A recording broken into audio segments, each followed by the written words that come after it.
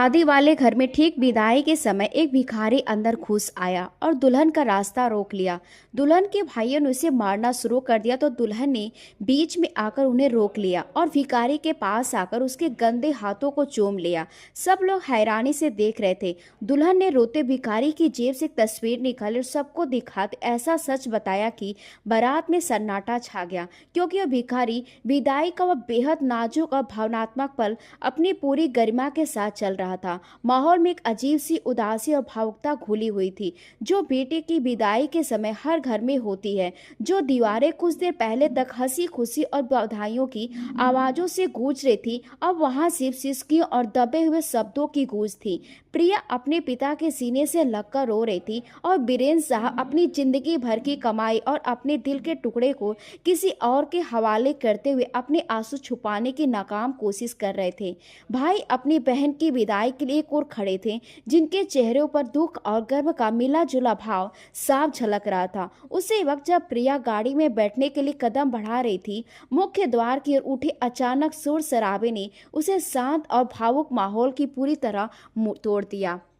यह हंगामा इतना अचानक था और इतनी तेज से बढ़ा कि हाल में मौजूद हर व्यक्ति का ध्यान उधर से खींच गया। सबकी आंखें उठ गई, झुके हुए सिर मुख्य द्वार की ओर मुड़ गया। दृश्य ऐसा था कि वहां ना कोई सुरक्षा गार्ड था और ना ही कोई उसे तुरंत रोकने वाला शख्स। एक शख्स से लोग उलझ रहे थे और ना तो यहाँ का मेहमान था और ना ही कोई बिना बुलाया बाराती, बल्कि एक बेहद बहुत बुरी तरह में हालत में मैले कुचले कपड़ों में लिपटा बोझल सा भिखारी था, जिसकी हालत देखकर घिन आती थी। उसके कपड़े जगह जगह से फटे पड़े थे, शरीर पर मिट्टी की मोटी परत जमी हुई थी, पैरों में टूटी हुई हवाई चप्पल की और सिर के बाल बिखरे हुए थे। उसकी जिंदगी पूरी तरह अस्त व्यस्त लग रही थी। वह पूरी जान लगाकर अंदर दाखिल होने की कोशिश कर रहा था, जबकि दो मजबूत शरीर वाले गार्ड उसे बाजुओं से पकड़कर पीछे ढकेल रहे थे, गालियां देते हुए चिल्ला रहे थे, पागल आदमी पीछे हट,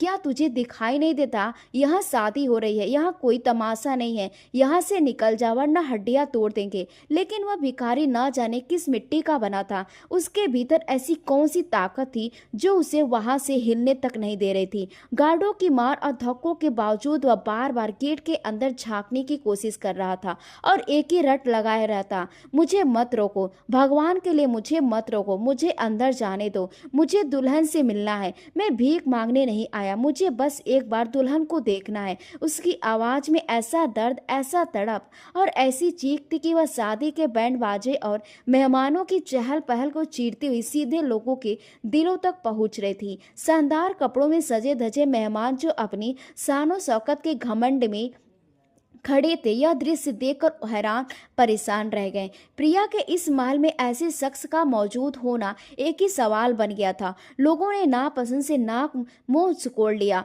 मानो उसकी नजर पड़ते हुए गंदे हो जाएंगे। तरह तरह की बातें होने लगी और हंगामे का एक तूफान उमड़ पड़ा। कोई कह रहा था कि आजकल के भिखारियों को भी शर्म नहीं आती, सही मौका देकर कहीं भी पहुंच जाते हैं, इज्जत बचाने के लिए पैसे दे दो। कोई सुरक्षा व्यवस्था पर सवाल उठा रहा था कि वीआईपी कार्यक्रम में यह शख्स अंदर कैसे घुस आया।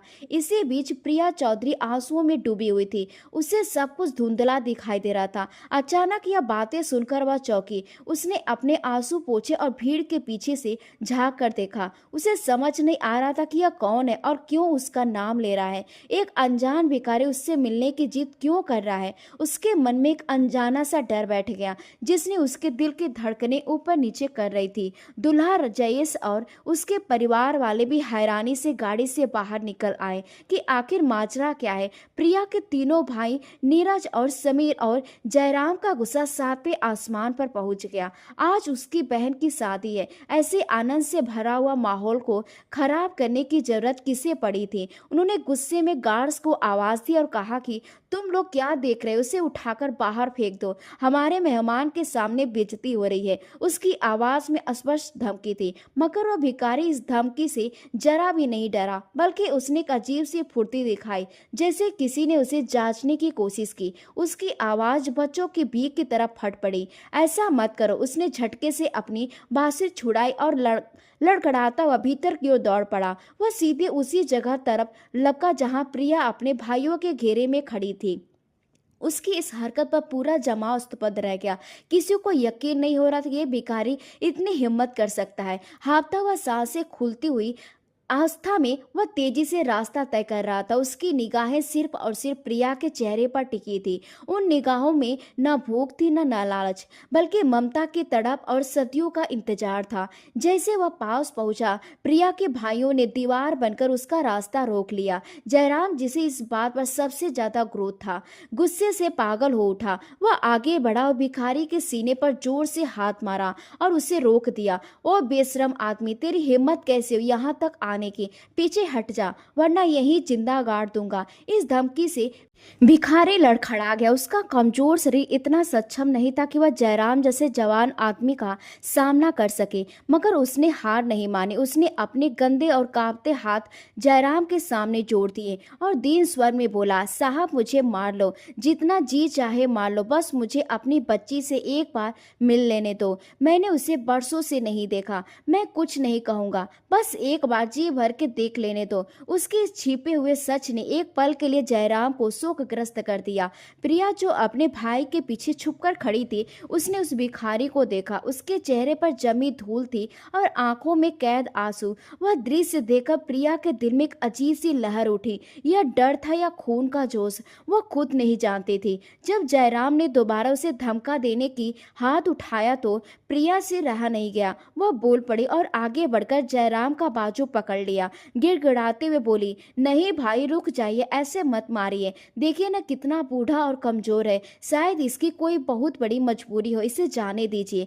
प्रिया की आवाज में इतना डर था कि जयराम का हाथ हवा में ही थम गया। वह अपनी लाडली बहन की बात कभी टाल नहीं पाता था और आज तो उसकी सगाई का दिन था। जयराम ने गुस्से को दबाते हुए हाथ नीचे कर लिया और नफरत से एक तरफ हट गया। रास्ता मिलते भिखारी उसे ऐसे आगे बढ़ा जैसे उसे नई जिंदगी मिल गई हो। वह कांपते हाथों से प्रिया के बिल्कुल करीब पहुंच गया। अब दोनों के बीच सिर्फ एक कदम का फासला था। उसके शरीर से पसीने और गंदगी की तीखी गंध आ रही थी, जो दुल्हन के कीमती इत्र की खुशबू पर भारी पड़ रही थी। शर्मिला देवी ने नाक पर रुमाल रख लिया, मगर भिखारी को इन बातों की कोई खबर नहीं थी। वह मंत्रमुग्ध होकर प्रिया के चांद से चेहरे को देख रहा था। उसकी आंखों से आंसू की धार बह रही थी, जो उसके गालों पर लकीरें बन रही थी। प्रिया घबरा गई। वह उसकी आंखों में सीधे देख न सकी और नजरें झुका ली। तभी एक ऐसा वाक्य हुआ जिसने सबके होश उड़ा दिए। उस क्षण भिखारी ने आगे बढ़कर प्रिया की मेहंदी से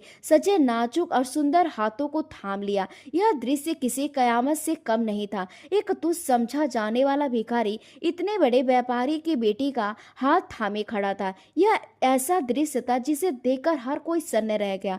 प्रिया पूरी तरह सहम गई। वह अजीब सी स्थिति में थी। अपना हाथ छुड़वाना चाहती थी, मगर भिखारी की पकड़ में एक अजीब सी मजबूती थी, जैसे वो उसे छोड़ना नहीं चाहता हो। इससे पहले कि प्रिया पीछे हट पाती, उस भिखारी ने झुककर प्रिया के हाथों को चूम लिया। उसके आंसू प्रिया की मेहंदी पर गिरकर समा गए और फिर उसने ऐसी बात कही जैसे वहां मौजूद हर व्यक्ति के पैरों तले से जमीन खिसक गई हो। उसने सिर झुकाकर कहा, अगर मानो तो मेरी सोनी मेरी बेटी है, तुम मेरी गुड़िया हो। यह शब्द मेरी बेटी किसी बम की तरह पूरे हॉल में और हर तरफ सन्नाटा छा गया था। ऐसा गहरा सन्नाटा कि सुई गिरने की आवाज भी सुनाई दे जाती।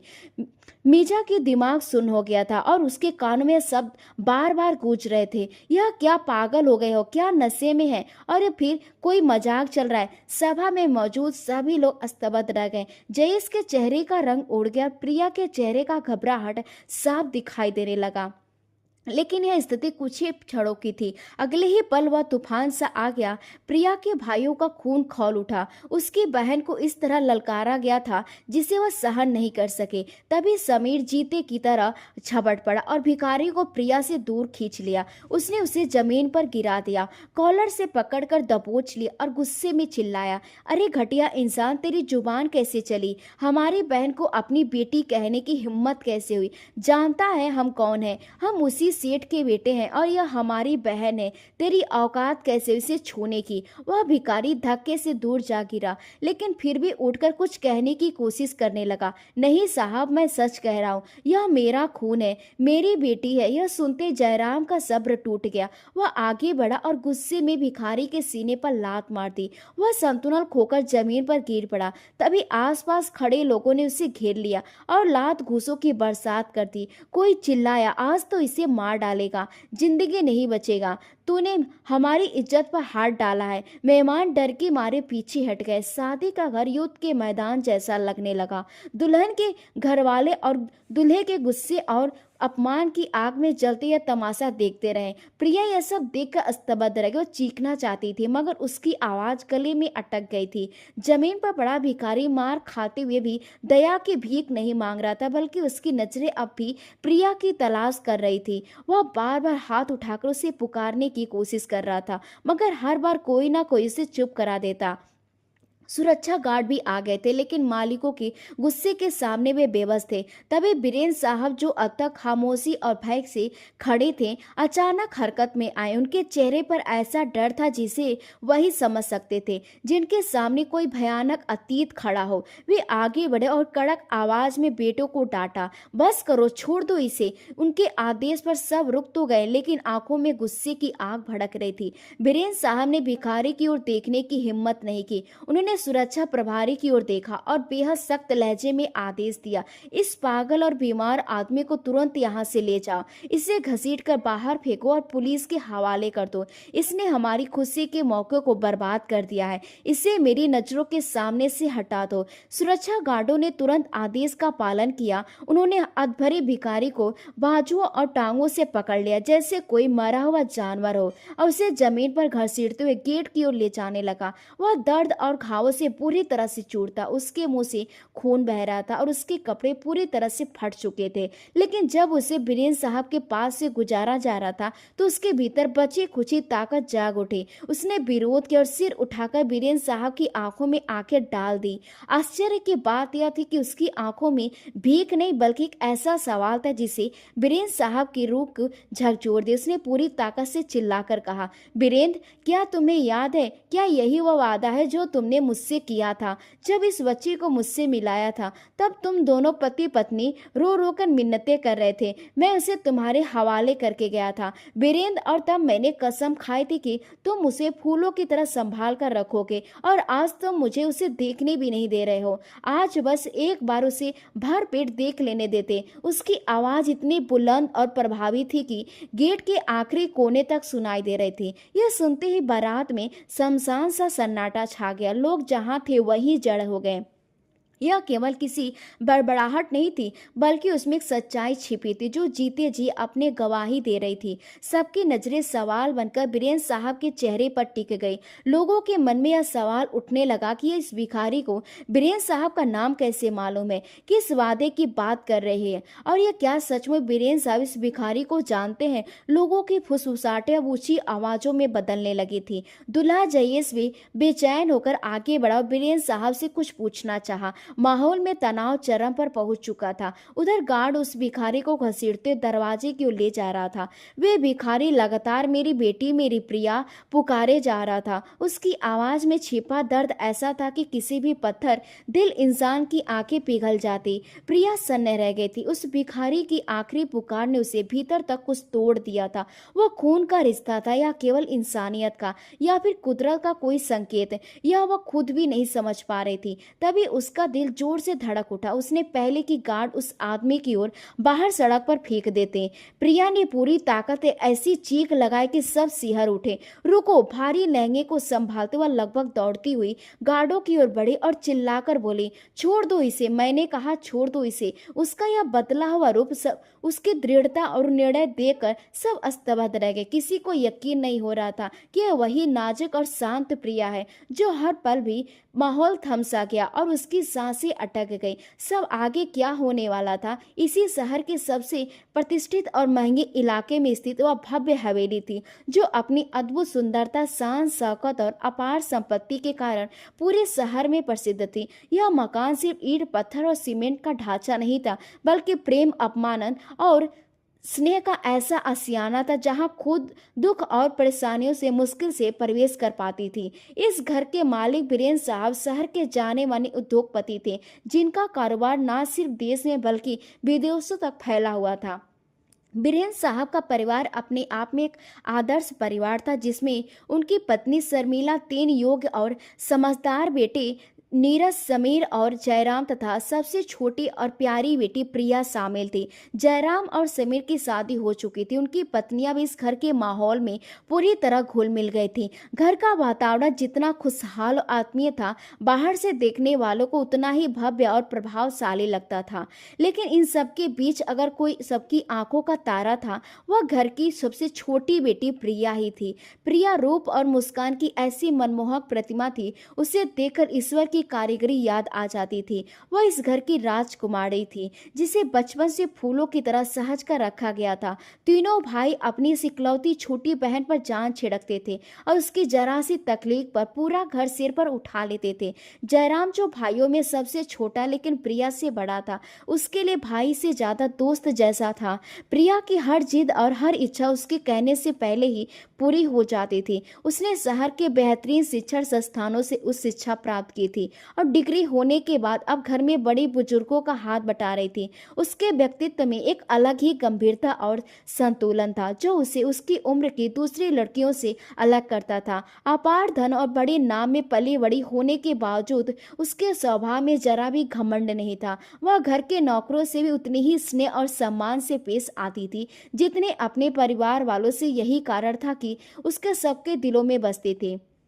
समय अपनी गति से बीतता रहा और फिर वह घड़ी भी आ पहुंची जब प्रिया के जीवन के नए सफर की शुरुआत होनी थी, क्योंकि शहर के एक अत्यंत समृद्ध, प्रतिष्ठित और पुराने खानदान से उसके लिए विवाह का प्रस्ताव आया। लड़का जयेश स्वयं एक कामयाब व्यवसाय था और उसका परिवार हर दृष्टि से बीरेंद्र साहब के मानकों के अनुरूप था। दोनों परिवारों के बीच पुराना परिचय और आपसी संबंध भी था, जिसकी वजह से रिश्ता तय करने में अधिक समय नहीं लगा। जब घर में प्रिया की शादी की घोषणा हुई तो मानो खुशियों का तूफान आ गया। बीरेंद्र साहब और उनके बेटों ने यह निश्चय किया कि वे अपनी लाडली की शादी को शहर की सबसे यादगार शादी बनाएंगे। शादी की तारीख तय होते ही प्रिया विला में गतिविधियां तेज हो गईं और तैयारियों की शुरुआत कई महीनों पहले ही कर दी गई थी, ताकि किसी भी चीज की कमी ना रह जाए। प्रिया के लिए दुनिया के बेहतरीन डिजाइनरों के सुंदर परिधान तैयार करवाए गए, रात के लिए विशेष जूतों के ऑर्डर किए गए और घर की सजावट के लिए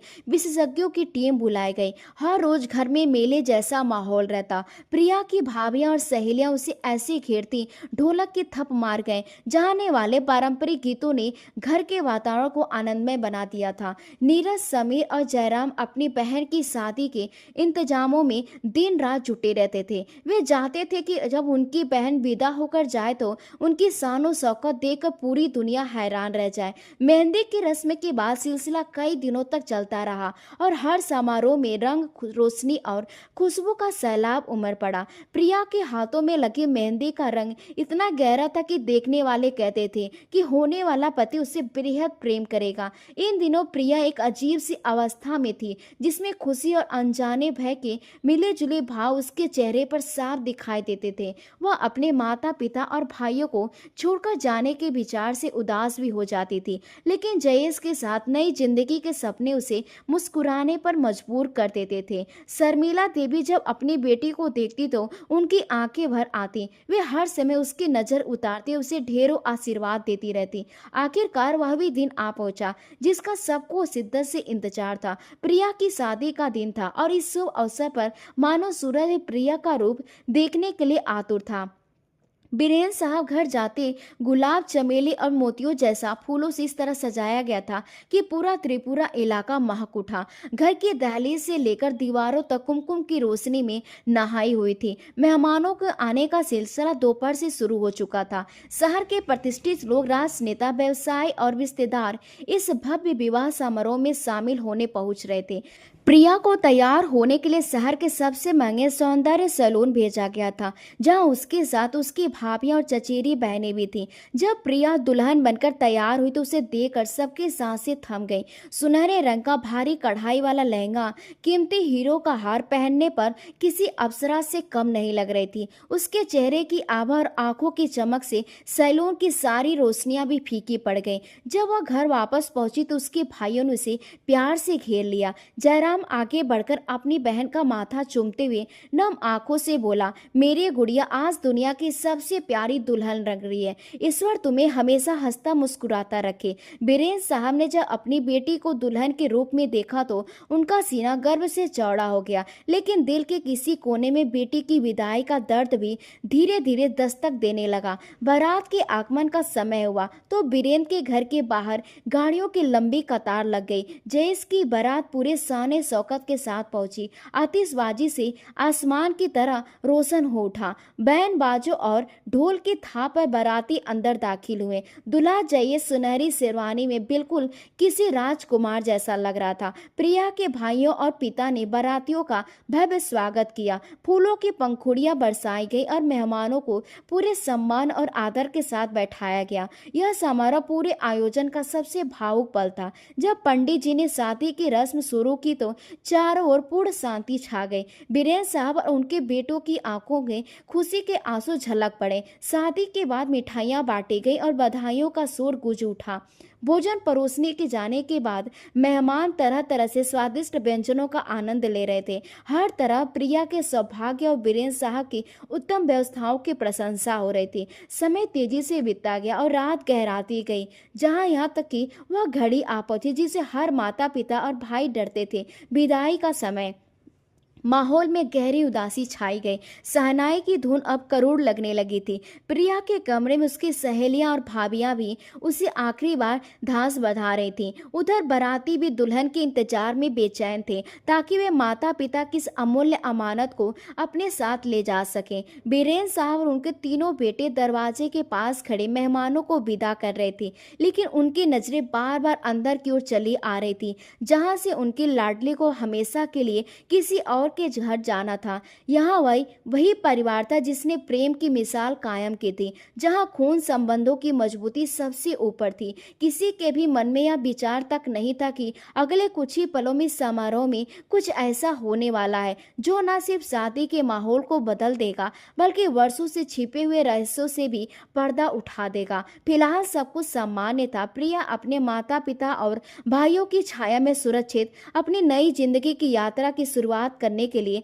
तैयार खड़ी थी और चारों ओर खुशियों का शोर गूंज रहा था। सभी लोग विदाई के लिए मुख्य द्वार की ओर बढ़ रहे थे। भाइयों ने एक चादर की ओर अपनी बहन की गाड़ी तक ले जाने के लिए घेर लिया बनाया। प्रिया रोते अपने पिता के गले लग गई। हर आंख नम थी, लेकिन वह अभी गाड़ी तक पहुंची भी नहीं थी कि गेट पर एक अजीब सी हलचल हुई जिसने सबको चौंका दिया। वही भिखारी प्रिया को बेटी कहकर पुकार रहा था। अब वर्तमान में लौटते हैं। प्रिया की आंखों में एक अजीब सा निश्चय था, साथ ही एक अनजानी पीड़ा थी। उसने वहां मौजूद हर व्यक्ति को अपनी जगह स्थिर कर दिया। सुरक्षा कर्मी जो कुछ देर पहले उस भिखारी को बेसहारा और अवांछित समझकर जमीन पर घसीट रहे थे और बाहर फेंकने को तैयार थे, वह अपनी मालकिन की आवाज सुनते ही रुक गए।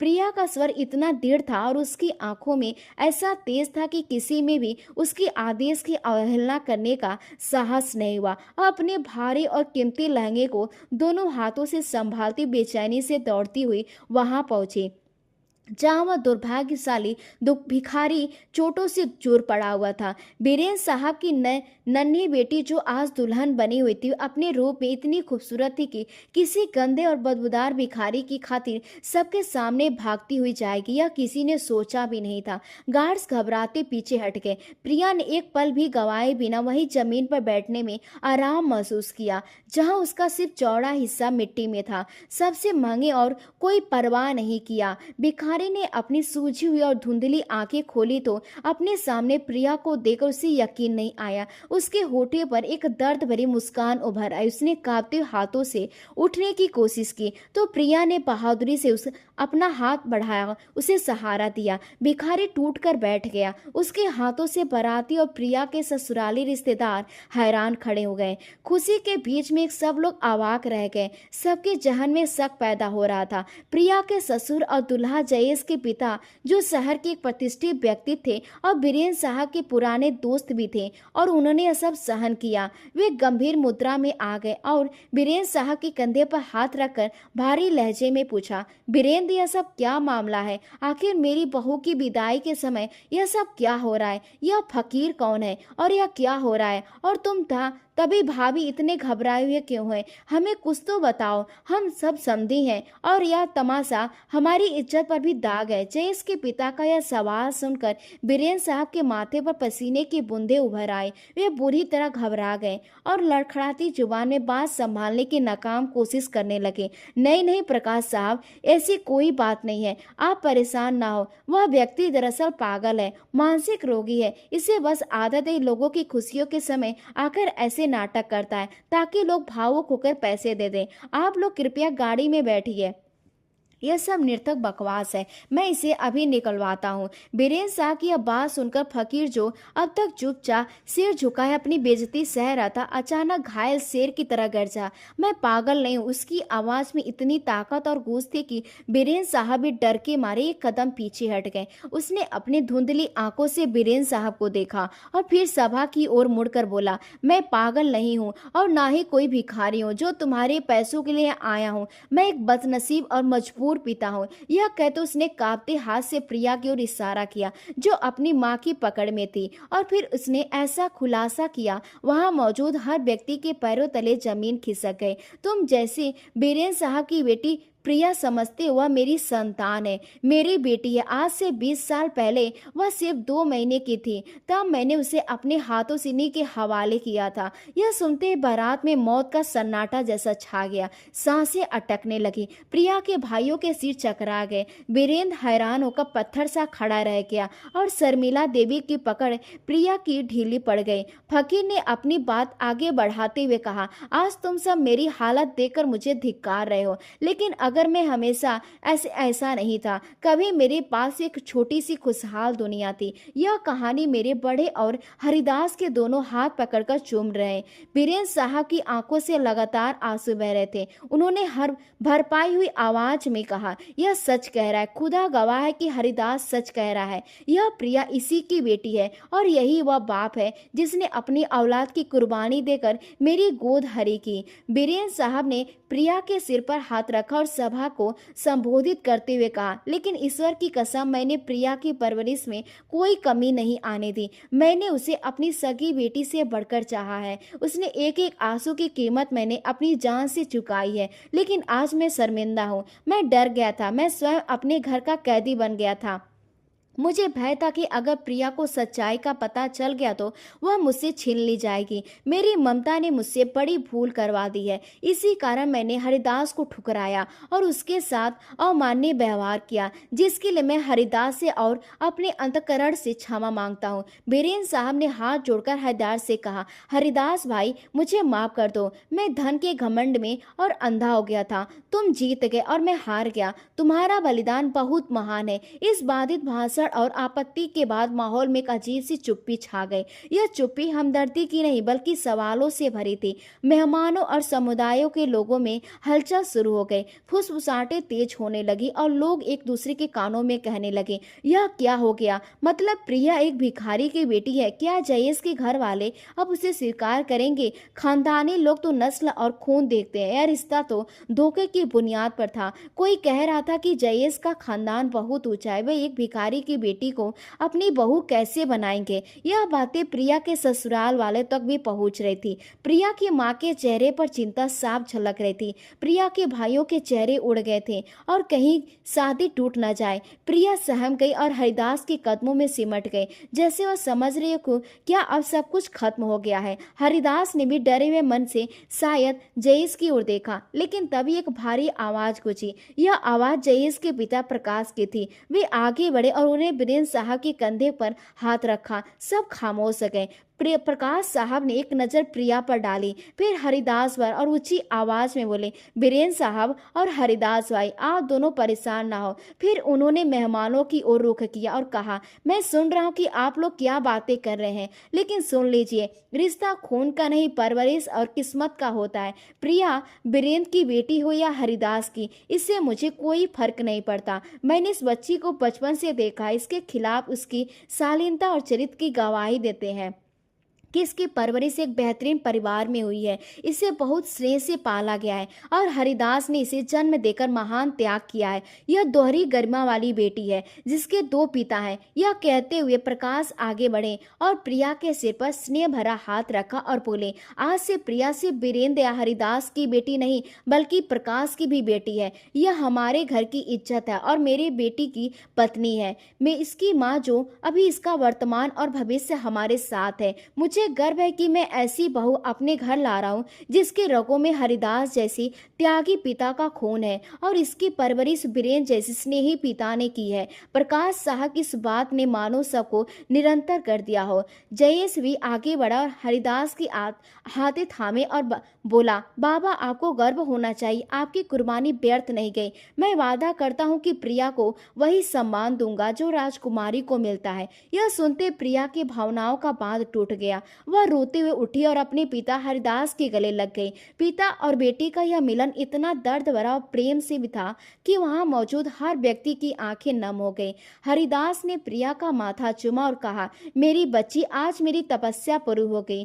प्रिया ने हरिदास का हाथ थामकर कहा, नहीं बाबा, अब आप कहीं नहीं जाएंगे। बहुत ठोकरे काले आपने, अब आप मेरे साथ रहेंगे, या इसी घर में जहां मैं आपको रोज देख सकूं। अब मुझे आपको दोबारा खोने की हिम्मत नहीं है। तभी शर्मिला देवी और वीरेंद्र साहब भी आगे बढ़े और उन्होंने प्रिया के हाथ थाम लिए। शर्मिला देवी रोते हुए, हमें माफ कर दो बेटी, हमने तुमसे यह सच छुपाया, मगर हमारा मकसद सिर्फ तुम्हारी भलाई का था। हमें डर था कि तुम टूट जाओगे। प्रिया ने अपनी माँ को गले लगाते हुए कहा, मम्मी, मुझे आपसे कोई शिकायत नहीं है। आपने मुझे माँ बनकर पाला। मुझे तो खुशी है कि ईश्वर ने मुझे इतने चाहने वाले दिए। फिर वीरेंद्र साहब ने हरिदास को गले लगाया और घोषणा की, आज से हरिदास मेरा भाई है और यही हमारे साथ रहेगा। इस घर के दरवाजे इसके लिए हमेशा खुले हैं। खुशी और संतोष की एक लहर दौड़ गई। जो बैंड बाजे वाले खामोश हो गए थे, उन्होंने दोबारा शहनाई बजाना शुरू कर दिया। वातावरण का दृश्य बदल चुका था। अब गम की जगह एक अजीब सी आध्यात्मिक खुशी थी। प्रिया को विदा करने के लिए पवित्र गीता का साया किया गया और एक तरफ वीरेंद्र साहब थे, दूसरी तरफ उसका पिता सम्मान और हरिदास थे। दो पिता अपनी बेटी को उसके नए घर की ओर ले जा रहे थे। यह दृश्य देखने वालों के लिए अविस्मरणीय था। प्रिया जब गाड़ी में बैठने लगी तो उसने आखिरी बार पलटकर दोनों पिताओं को देखा। उसकी आंखों में आंसू थे मगर होठों पर मुस्कुराहट थी। हरिदास ने अपना कांपता हुआ हाथ हवा में लहराया और आशीर्वाद दिया, जा बेटी, मेरी बेटी, तेरा चेहरा सदा यूं ही रोशन रहे। गाड़ी फूलों की पंखुड़ियों की बारिश में धीरे धीरे गेट से बाहर निकल गई।